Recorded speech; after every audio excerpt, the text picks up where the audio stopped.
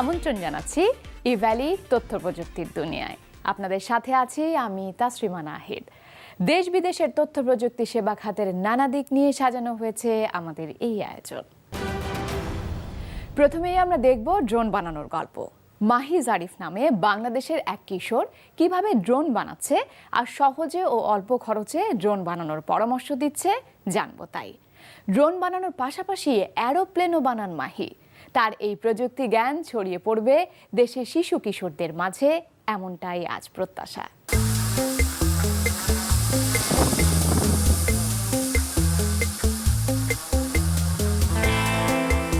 এই যে ড্রোনটা উঠছে সেটা তৈরি করেছেন মাহি জারিফ।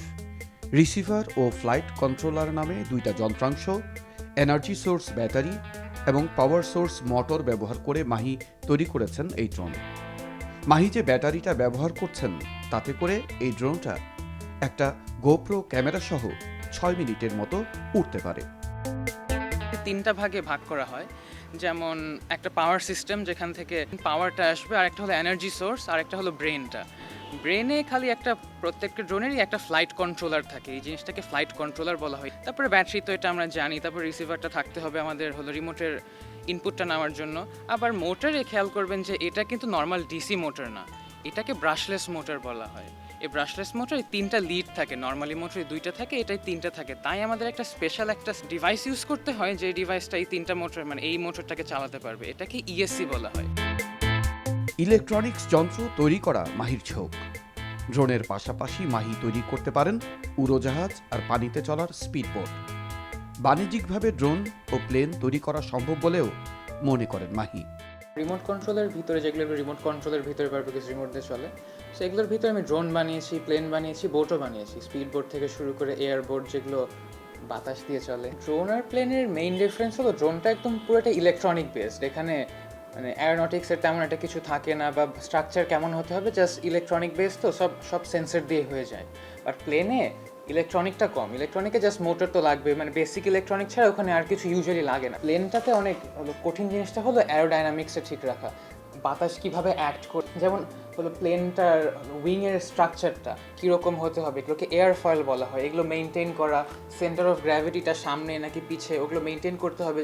ড্রোনটাতে যেহেতু টেকনোলজিক্যালি মানে অনেক ডিফিকাল্ট, এখানে আমাদের ম্যাসিভ ইনোভেশন দরকার হবে 1 ঘন্টা ওড়ানোর জন্য। মাহির ধ্যান জ্ঞান হলো রোবোটিক্স, পাশাপাশি কোডিং নিয়ে বিস্তর ঝোঁক রয়েছে মাহির। ওর আম্মু খেয়াল করে, আমিও খেয়াল করি যে আসলে কি করে ও। দেখি কি সারাদিন ওর যে ফ্রেন্ড সার্কেলে, যে ফার্স্ট গ্লোবালের ফ্রেন্ড সার্কেলদের সঙ্গে সেই নেটে টেকনোলজি নিয়ে লেটেস্ট কোন টেকনোলজি আসলো, কিভাবে ড্রোনটাকে আরও ডেভেলপ করা যায়, এগুলো নিয়েই ও কিন্তু সবসময় ব্যস্ত থাকে। ওর ক্রিয়েটিভিটি, ওর ট্যালেন্টস ছোটোবেলা থেকে ছিল, জাস্ট ওটাকে আমি একটু একটা গাইডলাইন দিয়ে ওটাকে আরও ডেভেলপ করে মানে রাস্তা দেখান। ওর গোল অনুযায়ী ও কাজ করে, একটা টাইম সেট করে ফেলে যে এই টাইমের ভিতরে আমি এইটা কমপ্লিট করব। সেটা হতে পারে মেকানিক্যাল সাইড বা সফটওয়্যার রিলেটেড সাইড, ও সব দিকে মোটামুটি ওর এক্সপার্টিজ একটা আছে। মাহির মতো এই দেশের শিশু কিশোররা আরও প্রযুক্তি জ্ঞানে এগিয়ে যাবে, এগিয়ে নেবে এই বাংলাদেশকে, এমনটাই প্রত্যাশা। আমরা কথা শুনবো একজন জার্মান প্রযুক্তিবিদ সেবাস্টিয়ান গ্রোভের, যিনি কাজ করছেন বাংলাদেশের বিদ্যুৎহীন জনগোষ্ঠীকে বিদ্যুৎ পৌঁছে দেবার। আমরা কথা বলবো সেবাস্টিয়ান গ্রোর সাথে, জানবো তার সেই প্রযুক্তির কথা যা আলো ছড়াচ্ছে বাংলাদেশের গ্রামগঞ্জের হাজারো পরিবারে। তার সাথে কথা বলেছেন রানা মঞ্জুর। এনটিভির তথ্য প্রযুক্তি দুনিয়ায় আজকে অতিথি হিসেবে আমাদের সাথে উপস্থিত আছেন সেবাস্টিয়ান গ্রো। সেবাস্টিয়ান গ্রো 2014 সালে ব্র্যাক বিশ্ববিদ্যালয়ে পিএইচডি স্টুডেন্ট হিসেবে পড়ালেখা করতে এসেছিলেন। এরপরে তিনি গবেষণা শুরু করেন এবং সেখান থেকে বাংলাদেশে যে সোলার প্যানেল আছে সেই সোলার প্যানেলের বিদ্যুৎকে এই স্থানীয়ভাবে ডিস্ট্রিবিউশন করার জন্য এবং কেনাবেচা করার জন্য একটা আইওটি ডিভাইস তৈরি করেন। সেখান থেকে তিনি বাংলাদেশের প্রত্যন্ত অঞ্চলে সবগুলো বিভাগে তার এই ভেঞ্চারকে ছড়িয়ে দিয়েছেন, গড়েছেন একটা অনন্য নজির। এবং তার তৈরি করা এই আইওটি ডিভাইসগুলো, তার এই সোল বক্সগুলো একটা বিশ্বে একটা নতুন মডেল তৈরি করেছে। ব্র্যাক ইউনিভার্সিটিতে অ্যাসোসিয়েটেড প্রফেসর হিসেবে শিক্ষকতা করছেন। তিনি বাংলাদেশের ফারজানা তাবাসসুমের সাথে বিবাহ বন্ধনেও আবদ্ধ হয়েছেন। তবে তিনি বাংলাদেশে দীর্ঘদিন থাকলেও বাংলা ভাষা বোঝেন, কিন্তু বাংলায় পরিষ্কারভাবে কথা বলতে পারেন না। আমরা আজকে তার সাথে কথা বলবো তার এই ভেঞ্চার নিয়ে, তার চ্যালেঞ্জগুলো নিয়ে, তার সফলতা নিয়ে। সেবাস্তিয়ান গ্রো, এনটিভির তথ্য প্রযুক্তি দিনে আপনাকে স্বাগত জানাচ্ছি। ধন্যবাদ, আমার প্লেজার। আপনি বাংলাদেশে এসেছেন প্রায় 7 বছর 8 বছর হয়ে গেল।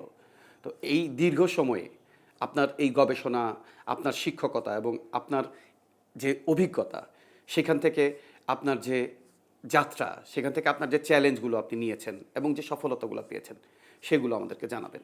I came to Bangladesh in January 2014. I remember very well because these were the first months of Hotel. The whole city was kind of, Dhaka at least, was locked up, nobody in, nobody out. So it was a very interesting first experience here. But I came to learn anyhow. I was a student then, I was a PhD student. I did research on energy, and there are more on energy poverty and what's the role of innovation. What was interesting is back then in the whole world there were some 4 or 5 million solar home systems in all countries in the world. But Bangladesh alone had 3 million. So more systems than all other countries, India, the whole continent of Sub-Saharan Africa, Latin America combined. So I was like, how is it that this one country did so well, whereas the others it went so-so? So that was my research topic, and that's why I came to Bangladesh in the first place. And in the research, there were some very interesting insights. So I went to all the villages, north, south, east, west. I got around quite a bit in the remote areas. And whenever I went into a house, I saw the solar system on the roof, and then the appliances like fan, mobile charging, lights, and so forth. And then there was the battery, and there was something which is called a charge controller. The charge controller also showed whether the battery is full or not. And at 2 p.m., 3 p.m., in all houses the battery was full. So I asked the people, look, the sun is shining, it's 2 p.m., sun will shine until when? 5, 6, 7 p.m. What is happening all these hours now? And they said, well, nothing, because the battery is already full. And I said, everything else is wasted. Yes. I said, then buy a bigger battery, right, to store that. And they said, no. In the rainy season, I would never be able then to fully charge that bigger battery, and my battery will go bad. So I can't do that. And I was like, okay. Then what was striking is you come into a village with, let's say, 100 houses. 40 houses have a solar home system. 60 houses have nothing. Kerosene lamp, like hurricane, candles, all kinds of things. I mean, nobody lives in darkness, right? To be honest, everywhere is some form of lighting, but very basic. So you have a house which has too much energy, and you have a house which has nothing at all. So what would you do?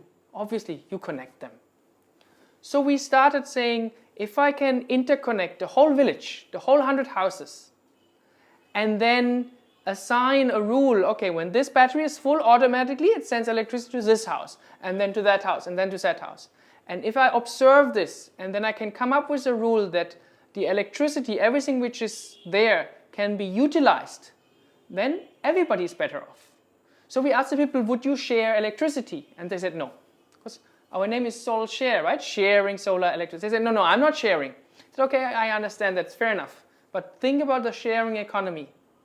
Uber, Patao, Shohoj drivers, they don't share rides. They sell them, right? So you pay for it. Same for in the village. So we said, no, you don't have to share. Everybody has access almost to a mobile money account, whether it's Bcash or Nogod or whatever. So what we did is we developed a meter which is connected to the people's mobile phone and their mobile money wallet, which meant whenever they were sending electricity to their neighbors, automatically they got more money on their phone. And whenever they were buying, automatically it went down. So it's kind of a prepaid meter. So the electricity meter also shows taka, not kilowatt hours. Here in Dhaka, we all have kilowatt hours. But do we really know what it is? Some of us, some don't. But in the village, what do you want with kilowatt hours? Nobody interested in that. But the people have their Sol box, which is our meter, and it says, let's say, 200 taka. Then it's 3 p.m. They are not at home. The box automatically starts selling. And when they come home, they may have 250 taka. And they have this directly on their phone. So they can go to the local bazaar, buy their rice with mobile money, which their solar home system earns them. It's a beautiful concept. And the people who don't have anything, they may not be able to afford to buy a whole solar home system, even if it's on credit. But they can just buy electricity on the go. They can just buy whatever they need in the evening to light, to charge their phone and so forth. We all have mobile phones today, right? We never think about how do we charge them if we don't have access to electricity. This is how it is being done. Sebastian grow, আপনার কাছে এই soul শেয়ারের যে গল্প, কেন করলেন এই SOLshare, the story of the SOLshare আমাদেরকে বলবেন। What happened is the example was so striking in Bangladesh with these millions of solar home systems. So I presented this idea at Stanford University and I said, look, this country has millions of solar home systems and it has a lot of excess power. We actually did a study and it turned out that it's about $1 billion per year, which is the value of all this energy which is unused. $1 billion. But not in Dhaka or Chittagong or Comilla, no, $1 billion in the most remote areas of Bangladesh. And it's lying on the street. Nobody's picking it up. At Stanford, they found that that's striking, that they selected me to develop a business model, a plan for Bangladesh in order to tap into that $1 billion. And that's how Solskjaer was born. And from there, in 2014, as I said, during the hotel in the beginning, I came to Bangladesh and step by step, we developed the company. First, we had the company in my living room in DOHS Baridara. Then I had to move out because the company grew. Then we also rented the opposite apartment. And now we are here today in a bigger office. We are almost 70 people here. So over the years, it has grown quite nicely. Sebastian, আপনি বলছিলেন যে আপনি বাংলাদেশের প্রত্যন্ত গ্রাম অঞ্চলে আপনি আপনি এই বিদ্যুতায়ন করেছেন, এই সোলার সিস্টেম থেকে আপনি ঘরে ঘরে বিদ্যুৎ পৌঁছে দিচ্ছেন, এবং এইটা যে আপনি যে প্রক্রিয়া করলেন, এই প্রক্রিয়াটা আসলে কিভাবে সম্পন্ন করলেন, কিভাবে সফলতা পেলেন? Sol box, which is the electricity meter which shows the taka, is an IoT device. So which means it's connected to the internet. So we can see what people buy, what they sell, how much they consume, how much their system generates, what's the status of their battery. With this we can plan. And this box also can learn when do people need electricity, when they don't need electricity. And that's how you can make sure that you have this, what we call this efficient allocation, that everybody has electricity when they need it. So this is how this whole electricity idea came about. But the origin was that when I was in those villages in the beginning, I saw people throwing cables to their neighbors. So they already did sharing. But what they needed to do is, at 6 p.m. the neighbor switched on the light and then they were looking out of the window. Okay, 10 p.m. he switched it off. Next morning they go, hey, bye, 4 hours you had your light bulb on last night. Please give me 12 taka. No, you don't scale that, right? That's a very rudiment. That's like standing on the road and putting up your thumb to get a ride. But putting it on a platform, that's when things really started taking off. আপনি IoT device করেছেন যেটা soul শেয়ারের metre, ইলেকট্রিসিটির metre হয়, পাশাপাশি আপনি soul grid করেছেন, PCC করেছেন বলছেন, এবং নেক্সট জেনারেশন মানে নতুন একটা আইওটি ডিভাইসও করেছেন। এই আইওটি ডিভাইসগুলো আসলে কিভাবে কাজ করছে? একদম লোকাল লেভেলে প্রত্যন্ত গ্রামে এই জিনিসগুলো থাকে, ঢাকা থেকে আপনি সেগুলো নিয়ন্ত্রণ করছেন, হ্যাঁ, এবং সেগুলো দেখছেন, একটা টোটাল ডাটাবেজ আছে। তো এই পুরো প্রক্রিয়াটা আসলে এই প্রযুক্তির যে জিনিসগুলো আপনি ব্যবহার করেছেন সেগুলো আমাদের সাথে একটু শেয়ার করবেন। Two friends of mine, also from Germany, they also co-founded Solskjaer. It's Daniel Siganovic, who was doing a lot on the financial and the business model side, and Hannes Kirchhoff, who's an engineer, who was the brain, how to put this idea, this dream, how can I get this meter done? It wasn't easy. It took years, but what is interesting for the viewers here is we tried to do this in Stanford. It didn't work. Then we tried to do it in Berlin.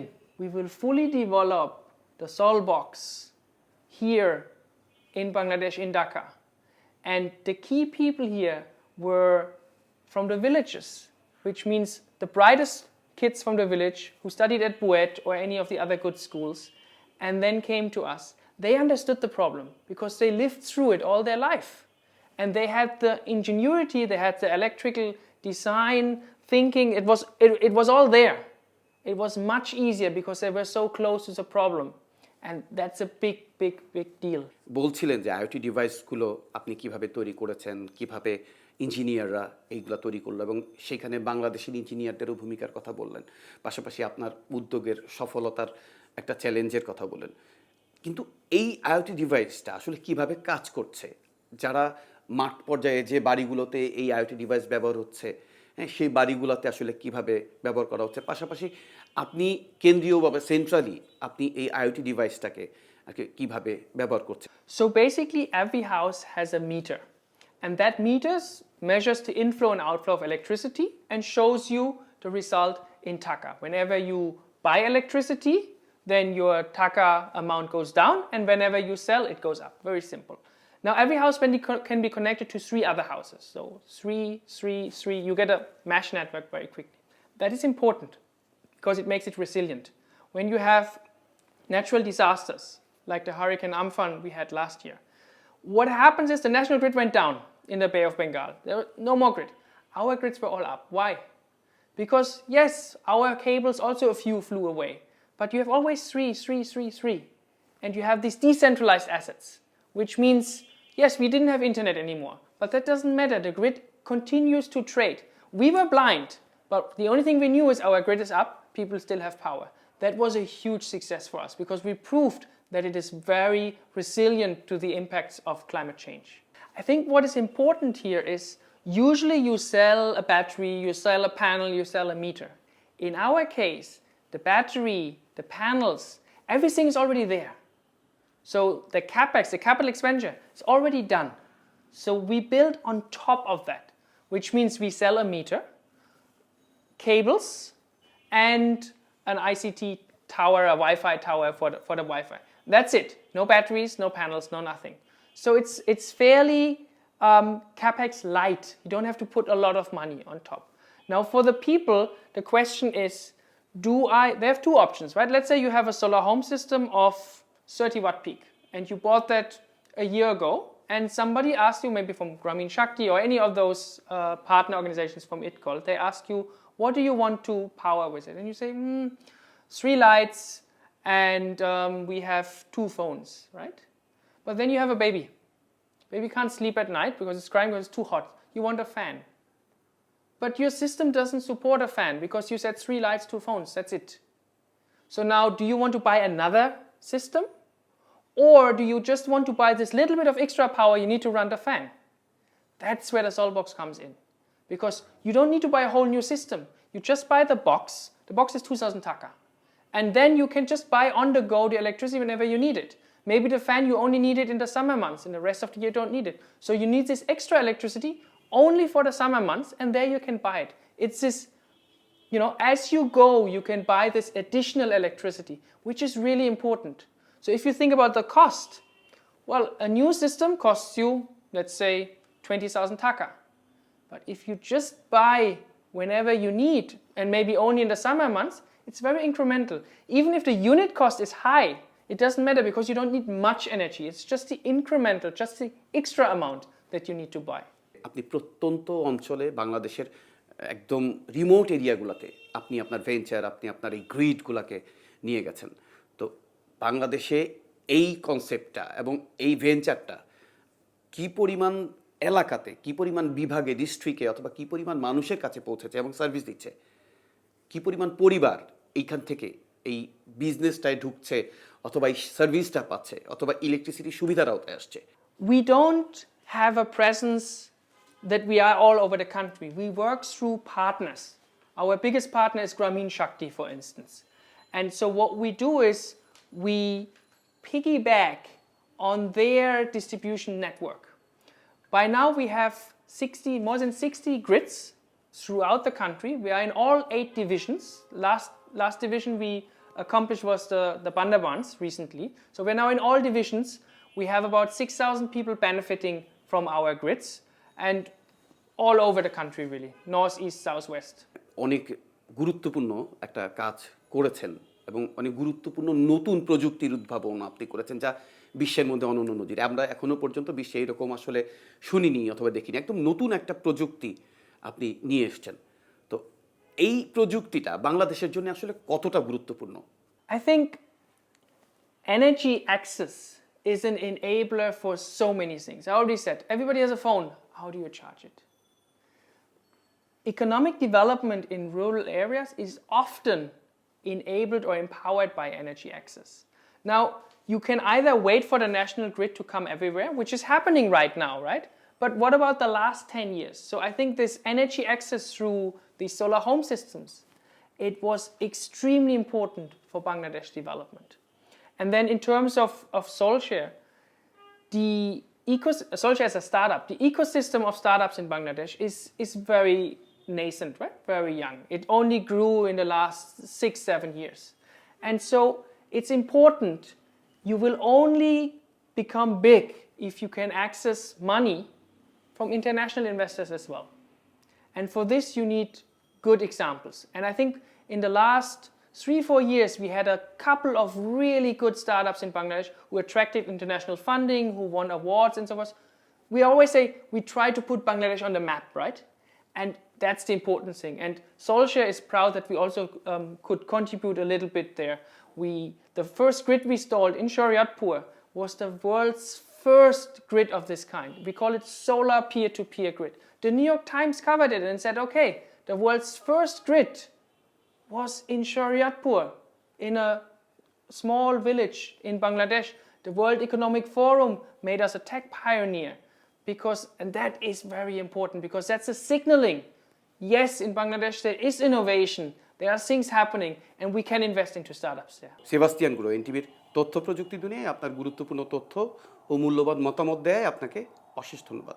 Rana Monjur, NTV viewers, অনেক ধন্যবাদ। আমরা দেখব বাংলাদেশের শিশুরা কিভাবে games তৈরি করছে। মাত্র 8-10 বছর বয়সী বাংলাদেশি শিশুরা বানাচ্ছে কম্পিউটার বা মোবাইল ফোনের গেমস। শিশুরা বলছে go.game ইঞ্জিন দিয়ে তারা বানাচ্ছে এসব গেমস। তাতে ব্যবহার করছে পাইথনের মতো ল্যাঙ্গুয়েজ, সাথে ব্যবহার করছে ব্লেন্ডার নামে একটি free 3D modelling and animation software.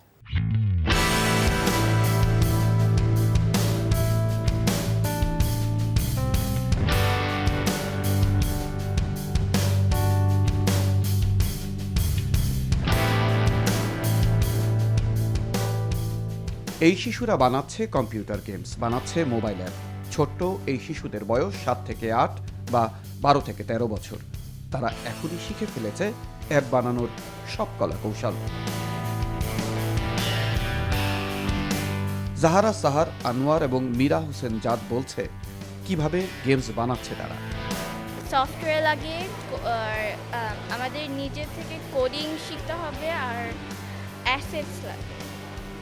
আমি আরও গেমস বানাতে চাই, role play game, RPG game. Coding is a very important step of the game making. Coding is actually pretty simple. It's very logical. So as long as you stick to the logic of coding, you'll be able to get it very. How complex I want the game to be. To make a simple game, it would only take me a few days. But if I wanted to make a more complex game, it would take probably a few weeks. কোন কোন software আর language ব্যবহার করে games বানাচ্ছে তারা, কিভাবে আর কতদিন লাগে games বানাতে তা নিয়েও কথা বলছেন সামির হোসেন জাদ আর জাহান জেব স্মিথ। কথা বলেছে go.ইঞ্জিন, ব্লেন্ডার সফটওয়্যার আর 3D মডেলিং নিয়ে। লাগে আগে মানে কোডিং এর নলেজ লাগে, তো সিনট্যাক্স মানে কি কখন লিখতে ওইটা জানতে হবে। তারপর কোন ক্যারেক্টার কীভাবে অ্যানিমেট করতে হবে ওইটাও জানতে হবে। আমি 7 বছরের জন্য এখানে আসছি, মানে যে সব শিখতে, কোডিং জানতে, কিন্তু মানে ভালো করে জানতে মানে 2-3 বছর লাগে। অ্যান্ড গেম বানাতে মানে অ্যামেচার গেম বানালে মেবি 1 সপ্তাহ থাকে, মেবি 1 মাস থাকে, কিন্তু ভালো গেমস বানাতে মানে গেমস যে PS4 ওই এক্সবক্স বানায় ওগুলো মানে 1-2 বছর লাগে। আমি বানাইছি কিন্তু অ্যামেচার গেমস। আমরা গেম বানাই, অনেক টাইপ অফ কোড আছে, আমরা জিডি স্ক্রিপ্ট ইউজ করি আর পাইথন ইউজ করি। অ্যানিমেশন আমরা ব্লেন্ডার, ওই যে ব্লেন্ডার হচ্ছে একটা সফটওয়্যার, সেটা দিয়ে 2D অ্যানিমেশন করা যায় বা 3D অ্যানিমেশনও করা যায়, ওটা দিয়ে মুভিও বানানো যায়। উন্নত বিশ্বের শিশুদের সাথে তাল মিলিয়ে বাংলাদেশের শিশুরাও এগিয়ে যাচ্ছে, এগিয়ে নিচ্ছে নতুন প্রজন্মকে। দর্শক, আজ এ পর্যন্তই। কেমন লাগলো আমাদের আয়োজন? আমাদের অনুষ্ঠান সম্পর্কে আপনাদের মতামত ও পরামর্শ জানিয়ে মেইল করুন tpd@ntvbt.com এই ঠিকানায়। আর অনলাইনে অনুষ্ঠানটি দেখতে ভিজিট করুন NTV অনলাইন www.ntvbt.com। আপনাদের সাথে নিয়েই পথ চলতে চাই আমরা। আবারও ইভালি তথ্য প্রযুক্তি দুনিয়া দেখার আমন্ত্রণ রইল। সবাইকে শুভেচ্ছা জানিয়ে আজ বিদায় নিচ্ছি। ভালো থাকুন, NTVর সাথেই থাকুন।